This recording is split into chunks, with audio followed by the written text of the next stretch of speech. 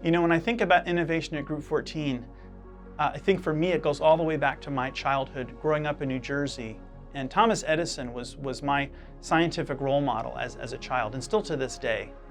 And, you know, his amazing ability to invent, you know, with limited raw materials, the perseverance, and not being afraid to fail.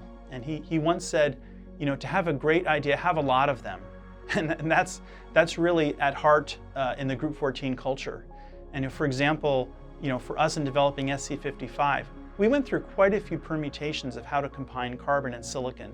And we spent a lot of time in the lab, and we sat down literally in meeting rooms discussing, debating the data over many weeks, you know, talking about new product concepts. And we finally had that aha moment where we realized the key was to start with a carbon scaffold and create a porous structure that we could then create our ideal form of silicon, that nano-sized and amorphous silicon inside the material.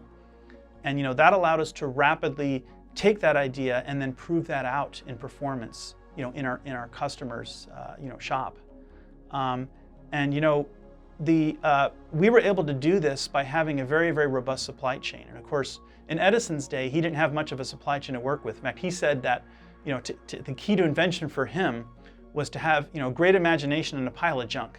And luckily for us today at Group 14, we have more than that pile of junk. We have this tremendous supply chain of partners that we're working with very, very closely. And that's allowed us to very rapidly move from the lab to, you know, commercial product SEC55. And as excited as I am about that product and what it's doing today for our customers and getting tremendous, you know, boost in energy density, I'm also excited about, you know, the products we're still inventing. We're moving forward. We're not stopping. And we have some fantastic new products that are going through the pipeline that I'm sure you'll hear about pretty soon. You know, after all, you know, genius is 1% inspiration and 99% perspiration.